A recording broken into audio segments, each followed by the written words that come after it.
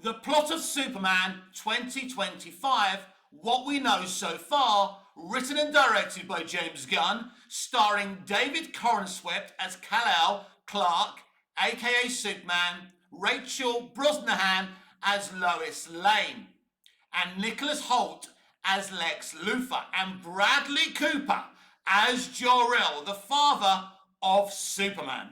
So here's the plot. This is what we know about the plot so far. So this is year 2, but because it's year 2, it doesn't mean that this Superman is the finished article. There are other superheroes that exist, and there's other metahumans that exist, but they are signed up and they're under kind of, if you like, the regimented ownership of Maxwell Lord and Lord Tech. We've seen the costumes. Yes, they're supposed to look that way. Once you get to the end of the movie, there will be updated costumes for Hawk Girl, Guy Gardner. Mr. Terrific may keep his costumes. I think that one's pretty cool. But you know what I'm getting at. So they're signed up with Maxwell Lord. The struggle of this film is that Superman refuses to sign up with Maxwell Lord. He's a freelancer and he's going everywhere and anywhere he pleases if people are in danger, whether that's in a fictional Middle Eastern country trying to stop a war or anywhere. And to the American government and Maxwell Lord, this is a huge problem because he's entering these territories illegally. Superman at this stage doesn't feel like he's representing America or the planet Earth. The big problem here is that Superman is an American citizen, whether he likes it or not. So when he goes to these other places, he's representing America. So when he goes to Baravia to stop the war, it's an act of war to Baravia. And that's why the Hammer of Baravia comes to Metropolis to get revenge because of Superman's actions.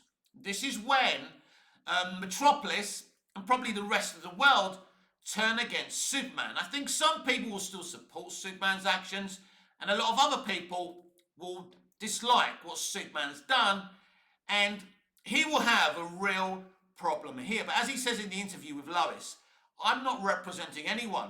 I'm just doing good. Also, I think another aspect is because he's only year 2, even though, I mean, we've seen the Fortress of Solitude, we've seen the robots, but the robots call him Superman, not Kal-El. So I think there's a huge chance that he doesn't know his entire mythology. Does he know that he's a Kryptonian? Does he understand the Kryptonian language?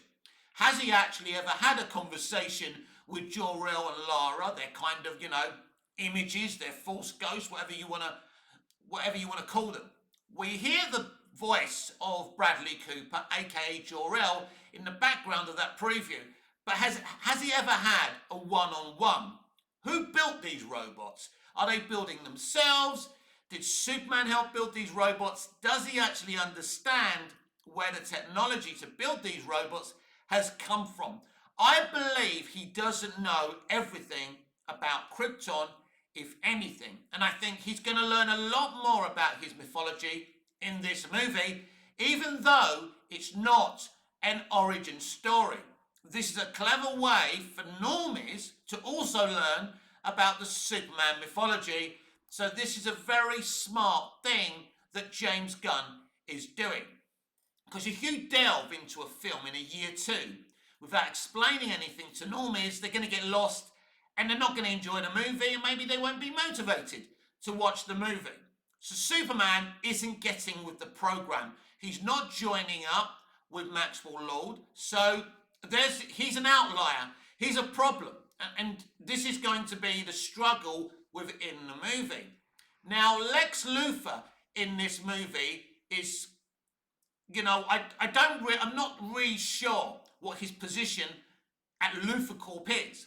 It's interesting that it's called Luthor Corp and not Lex Corp, so maybe he hasn't taken over it completely. Maybe as part of his father's will, he has to prove that he's good enough to take it over. But I suppose at one stage in the movie, it will go from Luthor to LexCorp. He's also a mad scientist in this movie. He's very scientifically educated. He's creating clones. And now, what we don't know about this Ultraman, is he a clone or is he from another Earth, another universe? We simply don't know those things. We also find out within all the leaks and the trailers that there are pocket universes, and Lex is using one of these pocket universes at the very least to house metahumans. And he's using those metahumans for his own ends. And so he even imprisons ex-girlfriends there as well. And there's, I forgot his name now. As I was talking to you, I'm trying to remember his name. So you got the bald guy, right? He's got that bald metahuman. He's holding him there. And it looks like he's holding his child hostage so he can get him to do stuff. Now we see a little clip of him. He can make anything, really. So he can take the form of kryptonite. So Lex has got him using kryptonite because he also imprisons Superman there. Now, what we don't know is, while Superman's being imprisoned, is he being replaced by a doppelganger? Is the Clark Kent stroke Superman in that interview with Lois actually a doppelganger? Is that why he's so short-tempered? That could be a viable theory. So that's something that I'm not actually quite sure about. So this movie has been accused of copying Zack Snyder's Man of Steel and BVS. And the whole idea of Superman illegally acting unilaterally and going into other countries is a theme of Batman vs. Superman, Dawn of Justice. But this is tackling that issue in a different way. And there's different consequences to this. We still have no idea how the third act of this movie is going to play out. And it's something that Chris Gore was talking about on Film Threat as well. So we don't really know how the whole situation gets resolved. This is going to be, despite what people are saying, this is a very, very different movie. It is nothing like Superman 78 or Man of Steel. First of all, as we know, there's metahumans out there. They're kind of Clark's friends, but they're, as I said, they're working. They're regimented. They're working for another unit. They're working for Maxwell Lord, and Maxwell Lord wants Superman to be part of that unit, and so does the government. But Superman doesn't want that. So that's the entire struggle of the movie.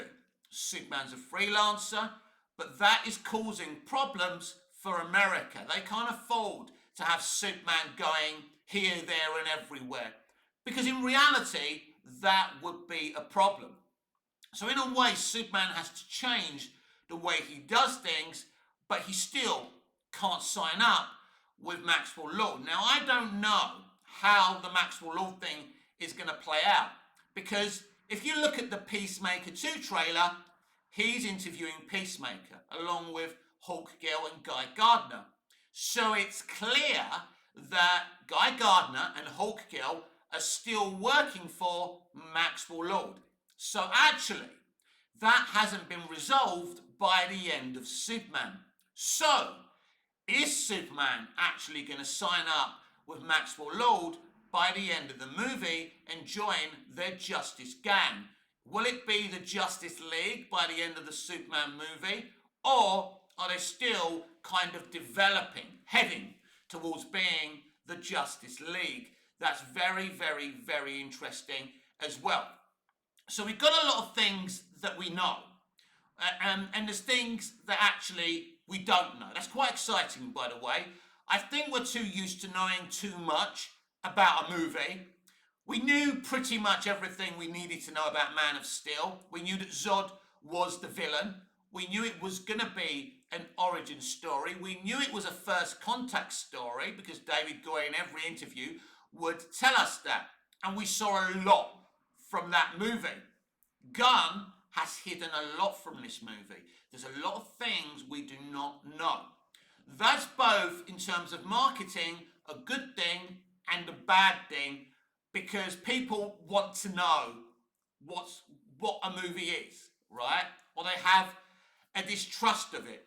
Unfortunately, there's so much different propaganda, as I said in yesterday's videos, quite emotionally, about people are pulling different directions on this movie. Some people want it to fail, some people want it to succeed. At the end of the day, if you're a fan, if you love movies, if you love Superman, you're going to go and watch it. If you're passionate about Henry Cavill and Snyder, you may boycott it or you may claim you're boycotting it. That's not really my problem or James Gunn's problem. We will see how this movie does.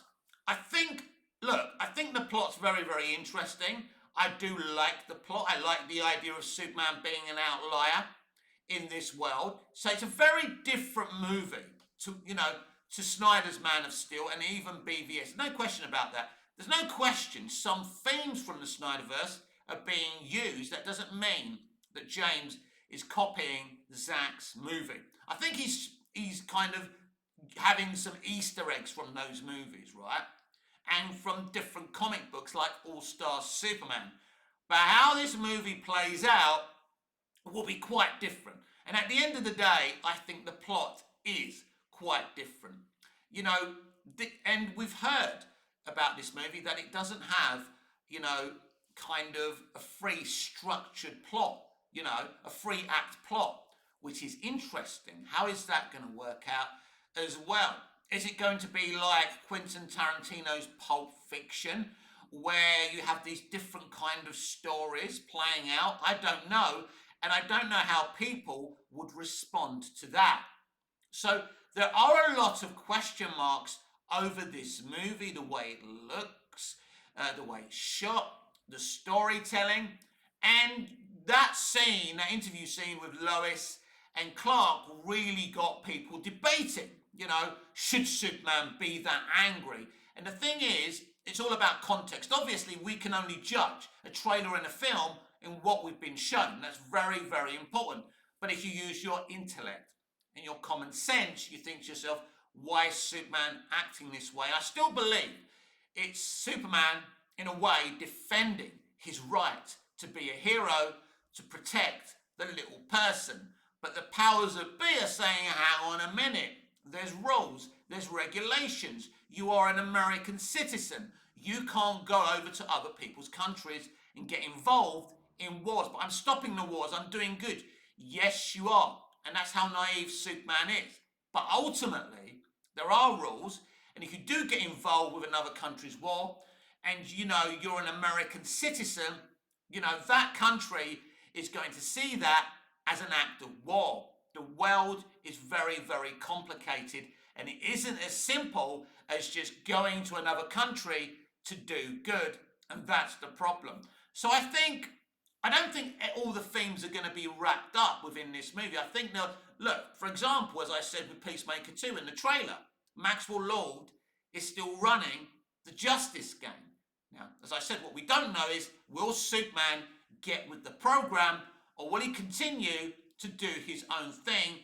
That's going to be very, very interesting as well. And another part of the plot that we know now is that Millie Alcock's Supergirl Kara Zor-El will play a small part in this movie. According to leaks, she walks into the fortress at the end of the movie. She said, I'll let you borrow my dog or look after my dog, and you couldn't even do that. I think she comes in with a bottle of beer. She's drunk. And that kind of will lead into Supergirl, Woman of Tomorrow. Millie's been asked a lot of questions in recent interviews. She can't talk about it. She says she's excited, and it's a career-changing opportunity. But we know that there's this is going with the Supergirl, Woman of Tomorrow graphic novel. So I think that's going to be a very exciting and interesting movie as well. Some people out there are going to try and convince you that the DCU is going to be pants. I don't believe they should have announced a slate. I've always said that. But I still think these movies can be very, very special.